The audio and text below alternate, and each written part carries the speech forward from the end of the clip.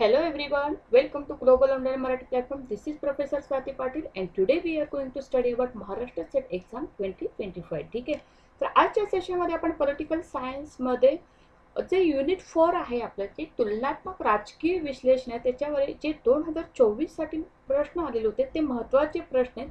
ते आज आपण व्यवस्थितरित्या आज त्याची चर्चा करणार आहोत. त्यासाठी जे वापरले जाणारे महत्त्वाचे ट्रिक्स आहेत, मेथड्स आहेत, ते आज आपण पाहणार आहोत. ठीक आहे, कालच्या सेशनमध्ये आपण याच पद्धतीने युनिट 5 जे आपलं होतं की इंटरनॅशनल रिलेशनवरती 2024 मध्ये जे काही आलेले क्वेश्चन होते त्याच्यावरती आपण काल चर्चा केली होती. आजच्या सेशनमध्ये परत आपण युनिट 4 वरती जे कंपॅरेटिव्ह पॉलिटिकल ॲनालिसिस आहे त्यावरती आपण चर्चा करणार आहोत. तर त्या अगोदर ग्लोबल ऑनलाईन मराठी प्लॅटफॉर्म आम्ही तुम्हाला कोणकोणत्या गोष्टी प्रोव्हाइड करत आहोत, तर महाराष्ट्र सेट एक्झाम 2025 करिता पॉलिटिकल सायन्स या विषयासाठी या कंप्लीट कोर्समध्ये आम्ही तुम्हाला रोज डेली लाईव्ह लेक्चर्स प्रोव्हाइड करत आहोत. त्यासोबतच फुल सिलेबस व्हिडिओ लेक्चर्स प्रोव्हाइड करत आहोत. तसेच फुल सिलेबस नोट्स देखील प्रोव्हाइड केल्या जातील, त्याही इंग्लिश आणि मराठी या दोन्ही माध्यमातून आपल्याला फुल सिलेबस नोट्स प्रोव्हाइड केल्या जातील. मॉक टेस्ट राहील, त्याच पद्धतीने practice previous years question with solution आणि इम्पॉर्टंट ट्रिक्स जे आहेत ते आपल्याला सांगण्यात येईल, जे की सत्यस्थितीमध्ये आपले हे सेशन चालू आहे. ही कम्प्लिटली आपली नवीन बॅच आहे जी की 27 जानेवारी 2025 पासून स्टार्ट होत आहे आणि 26 जानेवारीच्या निमित्ताने आपल्याला जवळपास 30% ऑफर देण्यात येत आहे. आपली फी आहे 10,000 रुपये, पण तुमच्यासाठी 30% ऑफर देऊन फक्त 26 जानेवारी टू 1 फेब्रुवारी या कालावधीकरिता ही ऑफर असणार आहे. 30% ऑफर असणार आहे. तुम्हाला फी फक्त 7,000 रुपये पे करावी लागणार आहे. ठीक आहे, तर या 7,000 रुपयामध्ये जेव्हा तुम्ही पॉलिटिकल सायन्स पेपर सेकंडसाठी ॲडमिशन घ्याल त्यासोबतच तुम्हाला पेपर फर्स्ट देखील अगदी मोफत करता येणार आहे. ठीक आहे, आणि त्यासोबतच तुम्हाला या ठिकाणी दिलेल्या कॉन्टॅक्ट नंबरवरती आपल्याला कॉन्टॅक्ट करायचे, व्हॉट्सअप करायचं. त्याच पद्धतीने ग्लोबल ऑनलाईन ॲप जे आहे ते ॲप आपल्याला डाउनलोड करून आपण आपलं नाव या ठिकाणी रजिस्टर करू शकता. ठीक आहे, तर आजच्या सेशनला आपण सुरुवात करत आहोत. युनिट 4 ज्या पद्धतीने आपण पाहिलेलं होते, म्हटलेलं होते की कंपॅरेटिव्ह पॉलिटिकल ॲनालिसिस आहे, याच पद्धतीने आपण युनिट 5 देखील पाहिलेलं होतं. त्यामध्ये आलेले महत्त्वाचे प्रश्न सुद्धा आपण घेतलेले होते.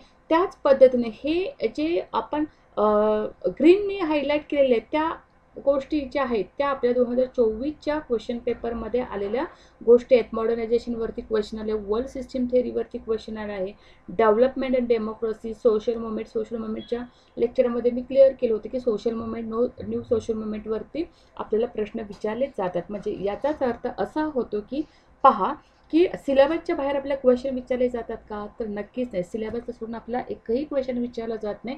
जितकं सिलेबसमध्ये असतं तितक्याच पॉईंटवरती आपल्या प्रश्न विचारले जातात. याकरिता सिलेबसमधले जे महत्त्वाचे पॉईंट्स आहेत ते ईच अँड एव्हरी पॉईंट आपल्याला व्यवस्थित करायला पाहिजे. त्या व्यतिरिक्त बाहेरचं तुम्ही जास्तीचं करणं गरजेचं नाही आहे. ठीक आहे, ज्या पद्धतीने आपण युनिट 5 मध्ये पाहिलं होतं त्याच पद्धतीने आपण युनिट 4 मध्ये जे आलेले पॉईंट्स आहेत ते या ठिकाणी पाहत आहोत.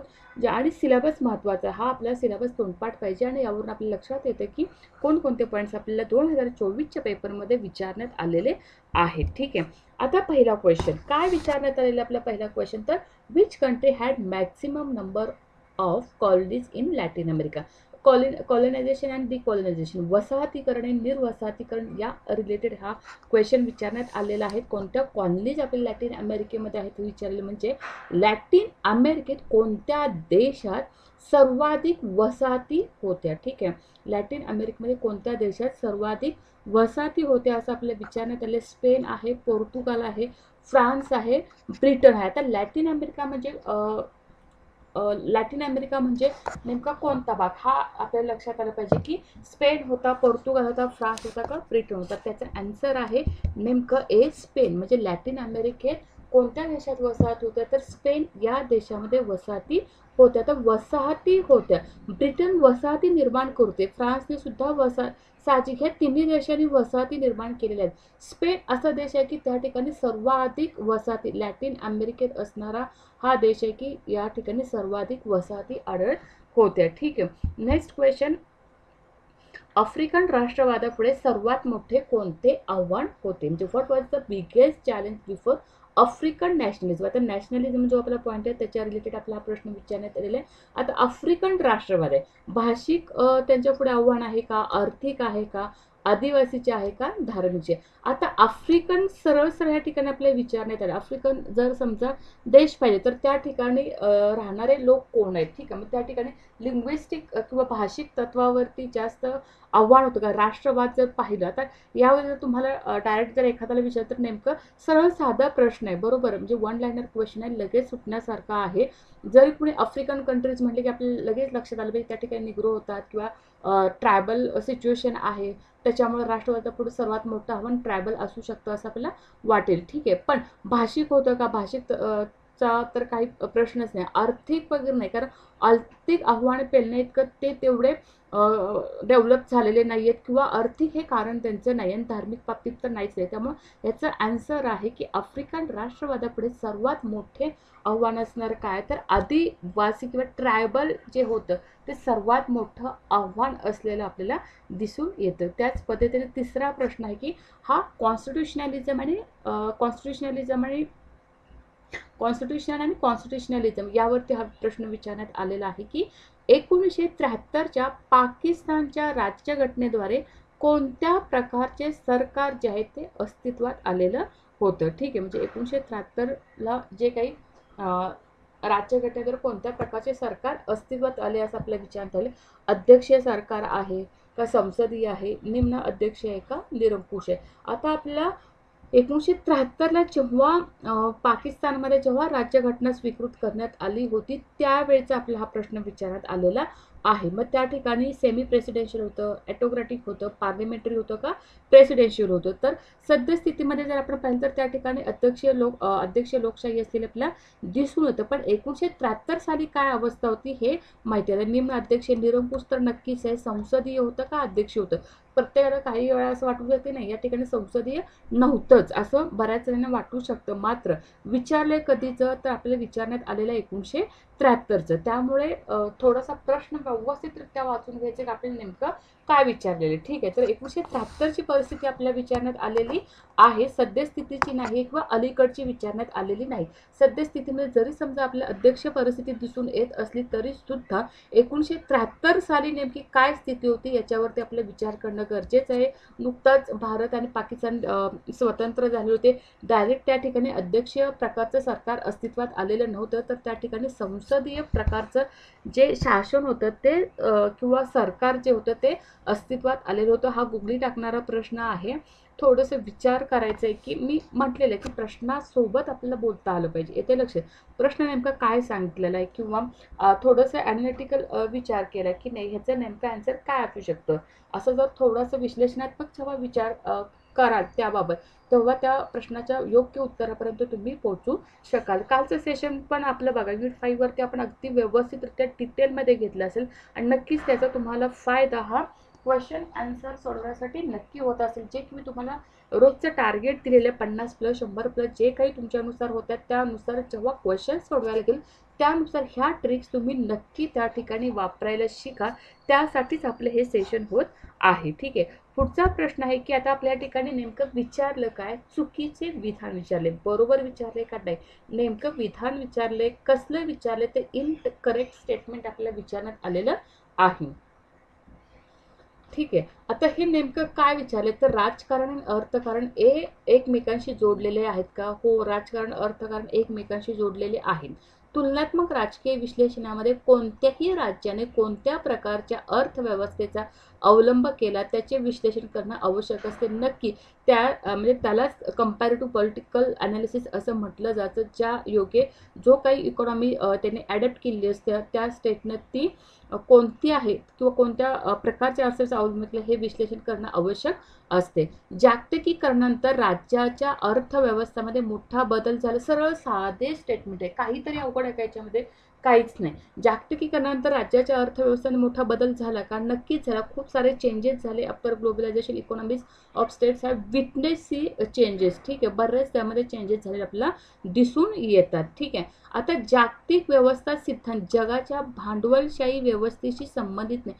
का नाही संबंधित, वर्ल्ड सिस्टीम थेअरी जी आहे ते आपण पाहिलेली आहे. जागतिक व्यवस्था सिद्धांत हा भांडवलशाही व्यवस्थेशी सुद्धा संबंधित असलेला दिसून येतो. मग ह्या ठिकाणी बघा आता बऱ्याच राजकारण अर्थकारण एकमेकांशी जोडले आहेत नक्की. हे साधं सरळ स्टेटमेंट आहे, बरोबर आहे. तुलनात्मक राजकीय विश्लेषणामध्ये कोणत्याही राज्याने कोणत्या प्रकारच्या अर्थव्यवस्थेचा अवलंब केला त्याचे विश्लेषण करणं आवश्यक असते. हे देखील स्टेटमेंट सरळ आहे, यामध्ये कोणताही डाऊट घेण्यासारखं नाही. त्यामुळे स्टेटमेंट बरोबर आहे. आणि जागतिकरण तर राज्याच्या अर्थव्यवस्थेमध्ये मोठा बदल आहे, हे पण स्टेटमेंट बरोबर.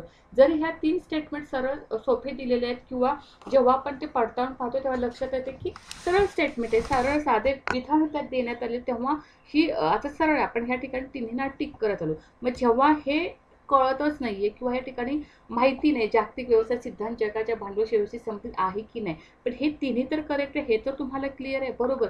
हे जेव्हा क्लिअर असतं तेव्हा तुम्ही या किंवा सॉरी ह्या पर्यायाला तुम्ही टिक करू शकता. बघा तुम्ही हे करून पडताळणी करून पाहू शकता की नक्कीच याचं विधान चुकीचं कोणतं असू शकतं.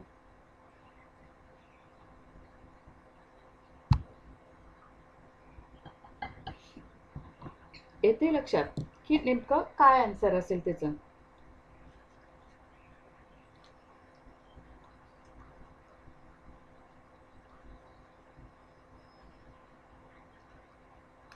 कारण आपल्याला वरची तिन्ही स्टेटमेंट बरोबर असलेली आपल्याला दिसतात, मात्र शेवटचं स्टेटमेंट जे आहे ते निगेटिव्ह आहे किंवा त्याच्याशी रिलेटेड असलेलं दिसत नाही, त्यामुळे त्याचं ते आन्सर चुकीचं आपल्याला विचारले. त्यामुळे आन्सर आहे टी. चुकीचे विधान कुठलं आहे तर world system theory is not related to world capitalist system, असं काही नाही. वर्ल्ड कॅपिटलिस्ट सिस्टीमशी रिलेटेड असलेलं आपल्याला जी थेरी आहे वर्ल्ड सिस्टीम थेरी ती असलेली आपल्याला दिसून येते. त्यामुळे चुकीचे विधान शोधणं सोपं आहे. बघा हे आता तुम्ही म्हणणार ह्या मॅडम ह्यामध्ये काय नेमकी ट्रिक आहे, काय माहीत आहे. सरळ साधं स्टेटमेंट आहे. मी म्हणते ना की तुम्ही प्रश्नाशी बोलायला शिका, प्रश्न समजून घ्यायला शिका, नेमकं काय दिले हे बघा. म्हणजे खूप काही गडबडीत प्रश्न न वाचता कोणत्याही प्रेशर खाली प्रश्नाकडे न बघता नेमकं आम्हाला काय विचारले असं जेव्हा तटस्थपणे त्या प्रश्नाकडे पाहता तेव्हा तुम्हाला लक्षात येते की नाही ह्या गोष्टी आहेत. आता जेव्हा चुकीचे विधान बघतो की नाही जागतिकीनंतर खरंच राज्याच्या अर्थव्यवस्थेत मोठा बदल झालाय का, इतका कुठं मोठा बदल झालाय असंही वाटू शकतं. म्हणजे कन्फ्युज माइंड खाली तुम्ही कोणत्या तरी एखाद्या विधानाला बरोबर विधानाला चुकीचं ठरू शकता. तर तसं न करता व्यवस्थित स्टेबल कूल माइंडने जेव्हा तुम्ही पेपर सोडवता तेव्हा तुम्हाला बरोबर उत्तरापर्यंत नेण्यास मदत होते. आणि हे केव्हा शक्य होतं जेव्हा तुम्ही रोजच्या रोज या क्वेश्चनची किंवा रोजच्या रोज तुम्ही जेव्हा जास्तीत जास्त क्वेश्चन प्रॅक्टिस करता तेव्हाच या गोष्टी शक्य होतात. त्यासाठी रोजच्या रोज क्वेश्चनची प्रॅक्टिस करणं गरजेचं आहे. त्यासोबतच आता हा पण क्वेश्चन कॉन्स्टिट्युशनल आणि कॉन्स्टिट्युशनलिझम वरती आहे की नेमकं अमेरिकन राज्यघटनेचे जनक कोणाला म्हटलं जातं. सरळ साधा प्रश्न आहे, राज्यघटनेवरती विचारलेला आहे. जेम्स मेडिसन आहे, अब्राहम लिंकन आहे, जॉर्ज वॉशिंग्टन आहे का थॉमस जेफरसन आहे. तर ह्याचा आन्सर आहे ए जेम्स मेडिसन जे आहे की त्यांना अमेरिकन राज्यघटनेचे जनक म्हटलं जातं. कम्पेअर टू पॉलिटिकल अनालिसिस आणि जे इंटरनॅशनल रिलेशनवरती बरेच प्रश्न वन लाईनर विचारले जातात किंवा फॅक्ट्सवरती विचारले जातात, हे लक्षात घ्यायचे. आता राज्यघटनेचे जनक कोण आहेत, मागे सुद्धा आपण अमेरिकेविषयी कॉन्स्टिट्युशनवरती आपला क्वेश्चन विचारण्यात आलेला होता. आता हे ह्या फॅक्ट आहेत त्या आपण माहिती करून घ्यायची की नाही काय. अब्राहम लिंकन म्हणजे नंतरचे जनक वगैरे नाही किंवा जॉर्ज वॉशिंग्टन पण जनक वगैरे म्हणतात. जेफरसन आणि जेम्स मेडिसन असं वाटू शकतं, पण मेडिसन हे करेक्ट आन्सर आहे की जे अमेरिकन राज्यघटनेचे त्यांना जनक असं म्हटलं जातं. आता पुढचा प्रश्न आहे की हा इमर्जन्सी पॉवर जो आहे आपला, ठीक आहे, इमर्जन्सी पॉवर जे आपण कम्पेअर टू पॉलिटिकल अनालिसिसमध्ये आपण इमर्जन्सी पॉवर पाहिलेलं होतं की आणीबाणीविषयक परिस्थिती किंवा आणीबाणीविषयक शक्ती जे म्हणजे संकटकालीन शक्ती वगैरे असा आपण पॉईंट पाहिलेला होता. त्या रिलेटेड हा प्रश्न विचारण्यात आला. म्हणजे सिलेबसमधल्या कोणत्या पॉईंटवर हा प्रश्न विचारले हे सुद्धा आपल्याला तितकं व्यवस्थित सांगता आलं पाहिजे. तर 25 जानेवारी 1975 रोजी बांगलादेशात आणीबाणी इमर्जन्सी आणीबाणी कोणी घोषित केली, ठीक आहे. याया खान, शेख मुजीबुर रहमान, जे जरूल हक आहेत किंवा मुफ्ती अहमद आहेत की त्यांनी 75 रोजी जी आणीबाणी घोषित केली होती ते आपल्याला विचार. हाही फॅक्च्युअल क्वेश्चन आहे. याया खान कधी होते किंवा रहमान कधी होते हे आपल्याला माहिती असलं पाहिजे. याचा आन्सर बी आहे की रहमान, शेख मुजीबुर रहमान जे आहेत त्यांनी आणीबाणी घोषित केलेली होती. जेव्हा आपण डिटेल क्वेश्चनचा विचार करतो, आणीबाणी केव्हा घोषित केली किंवा राज्यघटने रिलेटेड, जेव्हा तुमच्या हे सगळे क्वेश्चन ना रेफरन्स बुकमध्ये तुम्हाला पाहायला मिळतात, पण त्या फॅक्ट्स आपल्याला पकडायला आलं पाहिजे की नेमकं त्या रिलेटेड आपल्याला काय विचारण्यात आलेलं आहे की म्हणजे फॅक्ट्स रिलेटेड जर प्रश्न व्यवस्थितरित्या लक्षात ठेवलं तर लक्षात येईल की आपल्याला नेमकं काय विचारलं. तर हा फॅक्च्युअल डाटा आहे. कम्पॅरेटिव्हली बरेच प्रश्न हे फॅक्च्युअल विचारण्यात आलेले आहेत. तर 25 जानेवारी 1975 रोजी बांगलादेशात आणीबाणी ही शेख मुजीबुर रहमान यांनी घोषित केलेली होती. ठीक आहे, त्यामुळे त्याचा आन्सर आहे, answer is that B. Next question, आता हा मॉडर्नायझेशन वरती क्वेश्चन आहे. मॉडर्नायझेशन सुद्धा आपल्याला टॉपिकमध्ये युनिटमध्ये आहे. Why did the theory of modernisation emerge. Okay, आधुनिकीकरणाचे सिद्धांत का उदयाला आले. तर ह्याचा आन्सर मला मी थोडा वेळ देते की ह्याचा आन्सर नेमका काय असू शकतं मला तुम्ही सांगू शकता. ठीक आहे, ए मध्ये काय दिलंय, विकसनशील देशांना विकासाबाबत मार्गदर्शन करणे. आता का उदयाला आला, साधा सरळ क्वेश्चन आहे. आधुनिकीकरणाविषयी आपल्याला त्यांनी विचारलेला आहे की हा सिद्धांत नेमका कशासाठी उदयाला किंवा का इमर्ज झाला, काय गरज होती, अशा पद्धतीने आपला हा प्रश्न विचारण्यात आलेला आहे. ठीक आहे, तर विकसनशील देशांना विकासाबाबत मार्गदर्शन करण्यासाठी आधुनिकीकरणाचा सिद्धांत अस्तित्वात आला का. बर, विकसित देशांना कर्ज पुरवणे हा उद्देशाने हा उद्देश होता म्हणून आधुनिकीकरणाचा सिद्धांत उदयास आला का. किंवा विकसनशील देशांना आर्थिक मदत पुरवणे, आर्थिक आणि कर्ज पुरवणे, आर्थिक मदत करणे यात काय फरक असू शकतो. कर्ज पुरवण्याचा, तर कर्ज दिलं तर ते परत घेण्याच्या बोलीवरती असतं. आर्थिक मदत करणे म्हणजे मोफत किंवा म्हणतात ना कोणत्याही प्रकारचा मोबदला किंवा नफा किंवा कोणत्याही प्रकारचा परतावा न घेता आर्थिक मदत करणे. म्हणजे जेव्हा एखादी आर्थिक गोष्ट प्रोव्हाइड केली जातं तेव्हा ती परत न घेणे, म्हणजे विकसित देशांना आर्थिक मदत करण्याकरिता आधुनिकीकरणाचा सिद्धांत उदयास आला का. किंवा विकसनशील देशांना राजकारणाचे धडे द्यायचे होते म्हणून आधुनिकीकरणाचा सिद्धांत आला का. To give lesson of politics to the developing country. Developing कंट्रीजना नेमकं पॉलिटिक्स का आहे याविषयी दडवण्याविषयी याविषयी माहिती देण्यासाठी किंवा नेमकं काय आहे हे समजावून देण्यासाठी विकसनशील देशांना आधुनिकीकरणाचा सिद्धांत उदयाला आला का. याविषयी तुम्हाला मी थोडा वेळ देते की नेमकं याचा आन्सर काय असू शकतं. ठीक आहे, मला कमेंट बॉक्समध्ये तुम्ही सांगू शकता की याचा आन्सर काय असेल.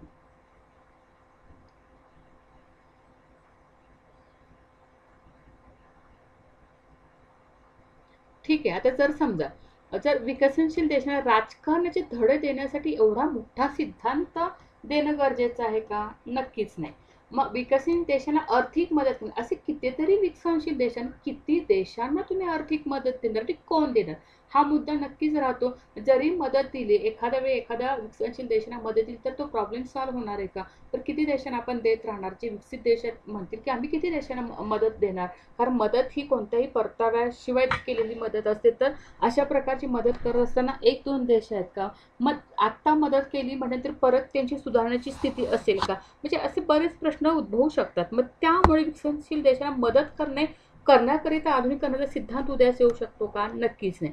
विकसनशील देशांना कर्ज पुरवणे, मग आता सुद्धा बरेच ज्या काही संस्था आहेत, IMF संस्था आहे, वर्ल्ड बँक आहे, मग त्या कर्ज पुरवतातच की, त्या कुठं पुरवतात. त्यासाठी नेमकं आधुनिकीकरणाचा सिद्धांत मॉडर्नायझेशन का उदयास यावं किंवा का अस्तित्वात यावा. कर्ज पुरवण्यासाठी तेवढंच त्याचं काम आहे का, तर तेही नक्कीच नाही.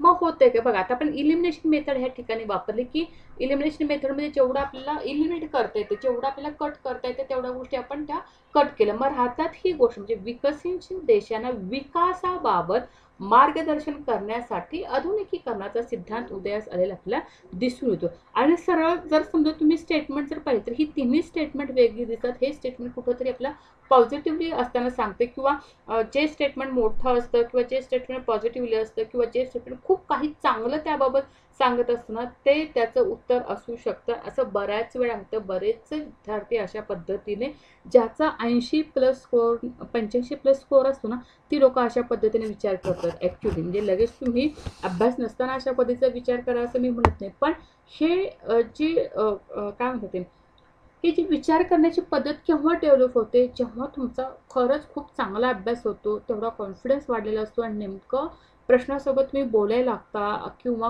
नेमकं तुम्हाला लक्षात येतं की नाही हे तिन्ही ऑप्शन्स आहेत ते कसे नाही आहेत हे जर जेव्हा सोल्युशन तुमच्या डोक्यात असतं तेव्हा तुम्ही त्या उत्तरापर्यंत पोहोचू शकता. नाही तर बरेच जण असं करत नाही, स्टेटमेंट मोठं आहे, पॉझिटिव्ह आहे, चला हेच आन्सर असू शकतं, असं डायरेक्ट करू नका. मात्र प्रश्न व्यवस्थितरित्या वाचून घ्या, काय विचारलं हे नेमकं समजून घ्या, त्यानंतर तुम्ही त्या प्रश्नाचं उत्तर देण्याचा प्रयत्न करा. ठीक आहे, तर ह्याचा आन्सर नक्की ए आहे.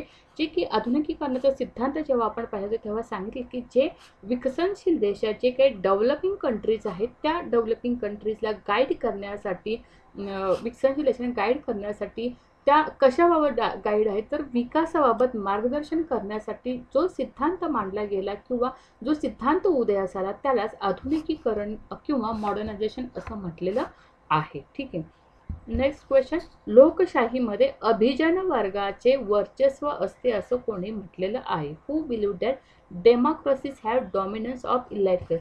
जेव्हा आपण इलाइट क्लास पाहिलेलं होतं, okay, elite class, elite power आपण पाहिलेलं होतं.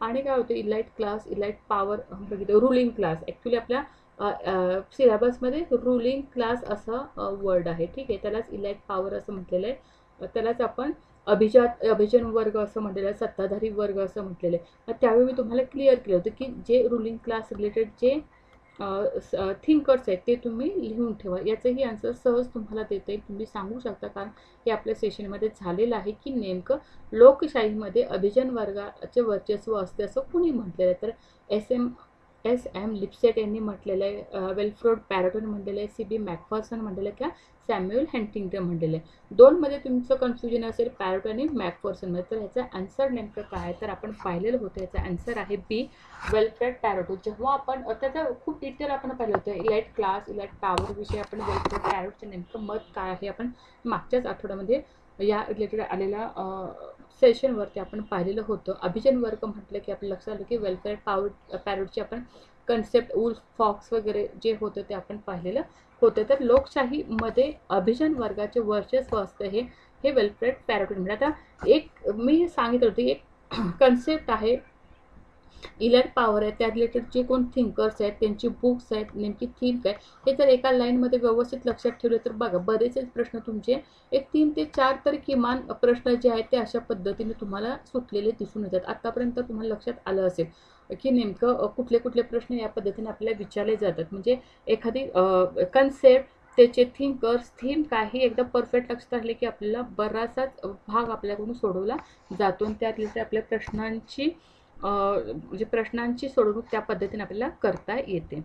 नेक्स्ट क्वेश्चन हाही लोकशाहीवरती आहे. काय विचारले की लोकशाही केंद्रीकरण हे कोणत्या राजकीय पक्षाचे वैशिष्ट्य आहे? केंद्रीकरण विचारलेले. ठीक आहे, आता याचा आन्सर मला तुम्ही सांगू शकता की नेमकं काय असेल. लोकशाही केंद्रीकरण हे कोणत्या राजकीय पक्षाचे वैशिष्ट्य आहे विचारले नाही, असं विचारलेलं नाही. डेमोक्रॅटिक सेंट्रलिझम असं विचारले. आता डेमोक्रॅटिक पक्ष माहिती आहे, जो अमेरिकेत आहे, चीनी कम्युनिस्ट पक्ष आहे, कन्झर्वेटिव्ह पार्टी आहे आणि इंडियन नॅशनल काँग्रेस आहे. याचा आन्सर तुम्ही काय देऊ शकता? मागचंही असंच एक क्वेश्चन होतं की आपल्याला विचारायला बघा की कोणत्या देशामध्ये ते ह्याच्यावरती होतं, लोकशाहीवरतीच होतं बघा, कुठं हे चेंज झाला तेव्हा पण त्याचं आन्सर पण भारत दिलेलं होतं. तर याचं आन्सर काय असू शकतं? लोकशाही केंद्रीकरणच्या बाबतीमध्ये जर विचार केला तर याचा आन्सर काय असू शकतो? लोकशाही केंद्रीकरण हे कोणत्या राजकीय पक्षाचे वैशिष्ट्य आहे? चिनी कम्युनिस्ट पक्षाचं आहे. भारत आता इथे ह्या ठिकाणी करू नका, कारण लोकशाही केंद्रीकरण, डेमोक्रॅटिक सेंट्रलिझम, आपल्याकडे डेमोक्रॅटिक सेंट्रलिझम आहे का? नाही. लोकशाही केंद्रीकरण असं दिसत, विकेंद्रीकरण आपल्याकडे आहे. येथे लक्ष, केंद्रीकरण आहे का? विकेंद्रीकरण म्हणजे काय की सेंट्रल टू डाऊन, स्थानिक स्वराज्य म्हणजे केंद्र टू स्थानिक स्वराज्य संस्थापर्यंत आपल्याकडे विकेंद्रीकरण झालेलं दिसतं. डेमोक्रॅटिक पक्ष, कन्झर्वेटिव्ह जो आहे, डेमोक्रॅटिक अमेरिकेमध्ये पण तशी अवस्था नाही, कन्झर्वेटिव्हमध्ये पण नाही आहे तशी अवस्था. चिनी कम्युनिस्टमध्ये हुकुमशाही दिसून येते. जे लोकशाहीचे त्या ठिकाणी केंद्रीकरण झाले, म्हणजे हुकुमशहा पद्धत, लोकशाही असली तरी सुद्धा केंद्रीकरण झालं. याचा अर्थ हुकुमशहा व्यवस्था त्या ठिकाणी असलेली आपल्याला दिसून येते. वन मॅन शो म्हटलं जातं त्या पद्धतीने. म्हणून चायनीज कम्युनिटी पार्टी जी आहे त्या ठिकाणी डेमोक्रॅटिक सेंट्रलिझम त्याचं फीचर असलेलं दिसून येतं. नीट समजून घ्या, भारत हे करायचं नाही. भारतामध्ये डिसेंट्रलायझेशन असलेलं दिसून येतं, त्यामुळे भारत त्याचा आन्सर नाही. डेमोक्रॅटिक पार्टीसुद्धा नाही, अमेरिकेमध्ये कन्झर्वेटिव्ह पार्टीसुद्धा नाही आहे.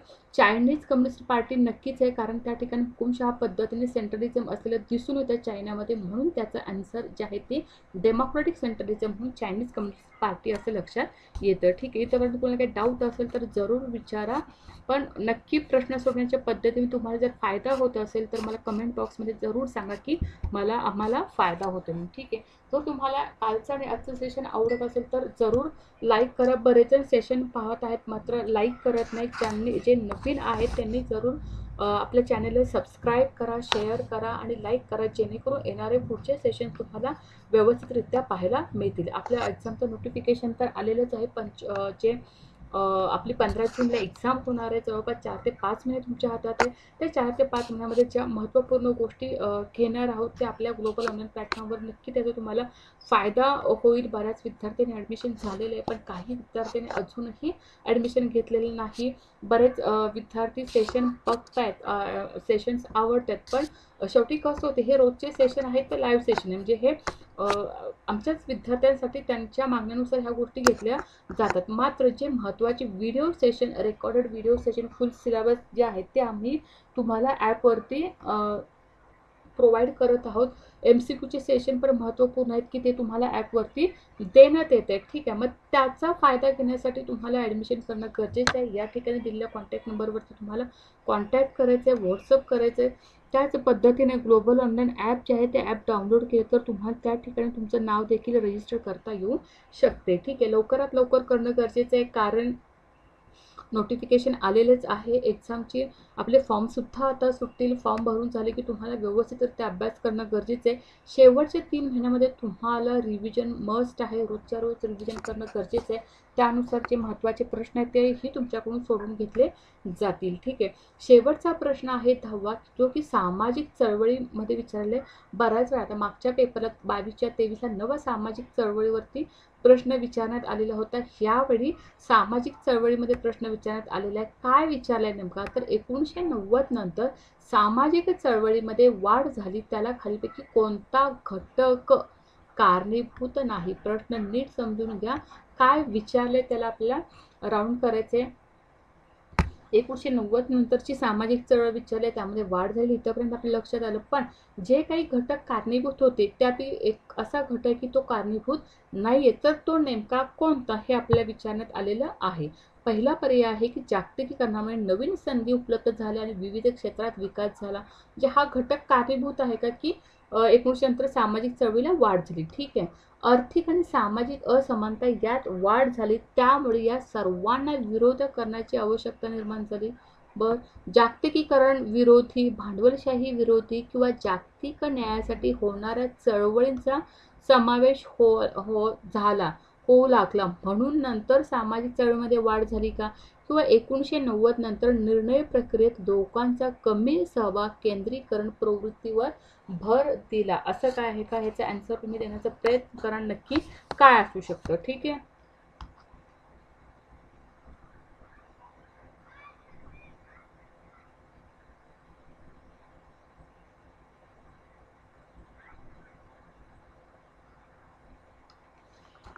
ठीक आहे, ह्याचं आन्सर आहे डी. नेमकं का, आता लक्षात घ्या की जागतिकीकरणामुळे नवीन संधी उपलब्ध झाल्या, विविध क्षेत्रात विकास झाला का, नक्की झाला. ह्याच्यामुळे घटक म्हणजे चळमध्ये वाढ झाली, कोणता घटक कारणीभूत नाही असं विचार, हा घटक कारणीभूत आहे.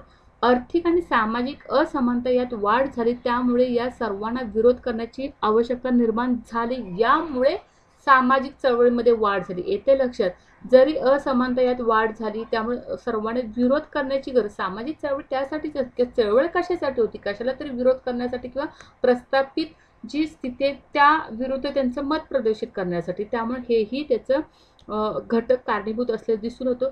त्यासोबतच जागतिकीकरण विरोधी, भांडवलशाही विरोधी किंवा जागतिक न्यायासाठी होणाऱ्या चळवळींचा त्यामध्ये समावेश होऊ लागला नक्कीच. आणि 1990 नंतर निर्णय प्रक्रियेत लोकांचा कमी सहभाग केंद्रीकरण प्रवृत्तीवर भर दिला. लोकांचा कमी सहभाग म्हणजे जागतिकीकरण अस्तित्वात आल्या कारणामुळे लोकांचा पार्टिसिपेशन लेस झालं का, डिसिजन मेकिंग प्रोसिजर लोकांची कमी झाली का, नाही. जरी असं पण बघितलं, कॉमन सेन्स जरी वापरले तर आपल्या लक्षात येते की हा घटक जो आहे की तो सामाजिक चळवळीसाठी कारणीभूत ठरलेला आहे असं दिसत नाही. त्यामुळे याचे आन्सर जे आहे ते 1990 नंतर निर्णय प्रक्रियेमध्ये कोणत्याही प्रकारचा बदल झालेला आपल्या ठिकाणी दिसत नाही. ठीक आहे, तर अशा पद्धतीने आपल्याला आजच्या सेशनमध्ये आपण युनिट 4 कंपॅरेटिव्ह पॉलिटिकल अनालिसिस मध्ये जे महत्त्वाचे 2024 जे प्रश्न होते ते आपण या ठिकाणी घेतलेले आहे. ठीक आहे, पुढच्या सेशनला आपल्याला काय घेणं अपेक्षित आहे हे मला कमेंट बॉक्समध्ये जरूर सांगा. एकतर आपण नवीन युनिट चालू करू शकतो किंवा आहे असं जर सेशन आहे असं जर तुम्हाला असं वाटलं की मॅडम क्वेश्चन आन्सरचं आपण राहिलेल्या युनिटचं घेऊया असं जर वाटत असेल तर मला कमेंट बॉक्समध्ये जरूर कळवा की नेमकं काय घेणं तुम्हाला अपेक्षित आहे. ठीक आहे, आणि काही जर शंका असेल तर तुम्ही जरूर कमेंट बॉक्समध्ये सांगू शकता की नेमकं हे प्रॉब्लेम्स आहेत किंवा ह्या गोष्टी आहेत तर त्यावरती सुद्धा आपण विचार करू शकतो आणि त्या पद्धतीने तुम्हाला उत्तर दिलं जाईल. ठीक आहे, जर तुम्हाला काही डाऊट नसेल तर आपण सेशन ह्या ठिकाणी समाप्त करत आहोत. धन्यवाद.